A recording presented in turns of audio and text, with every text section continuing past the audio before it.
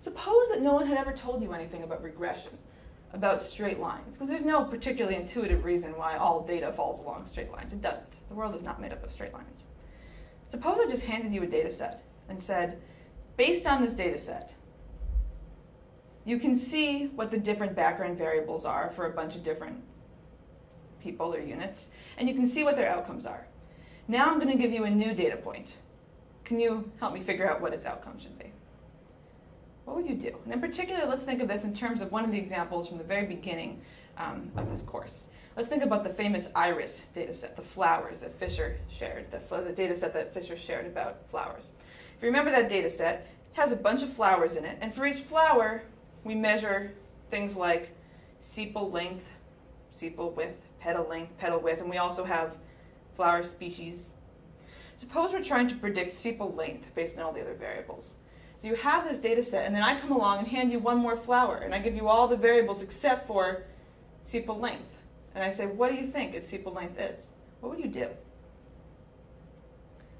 If you had never heard anything about regression, about any of the models we've talked about in this class, what I bet you would do is look at that data set and try to find another flower or a couple of flowers that are similar to the one I've now given you on the background variables and see what their outcome values are, see what their sepal lengths are, and say, well, I bet this flower has a similar sepal length to these other flowers that are like it on all the predictors. That's what we're going to do next. That's the method. This is called the regression tree method.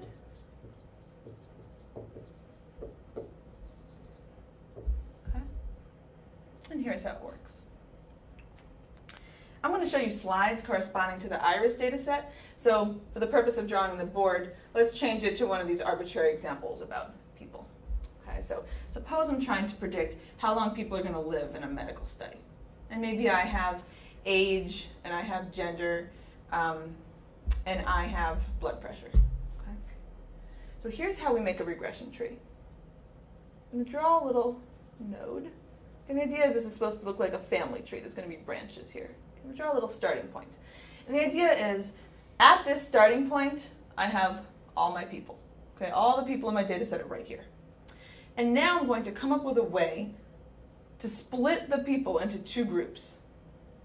Okay, I'm going to come up with a way to split the people into two groups. So how might I do that? Well, one way to do it would be based on an age cutoff, right?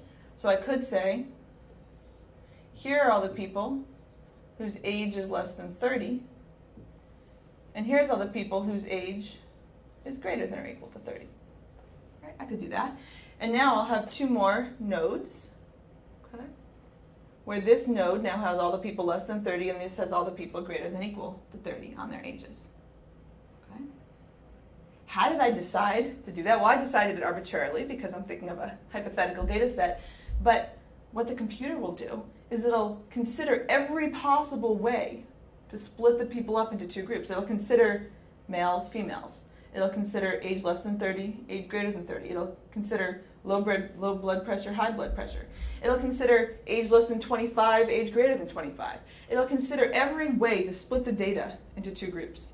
And for each of those ways, it'll calculate the mean number of months lived over here and the mean number of months lived over here. And what the computer is going to do is it's going to choose the split that makes these means most different from each other.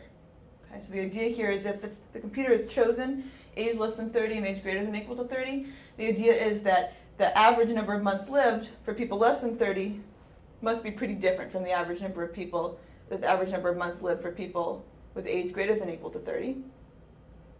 So by splitting people up based on this one choice, we've made two groups that are different from each other.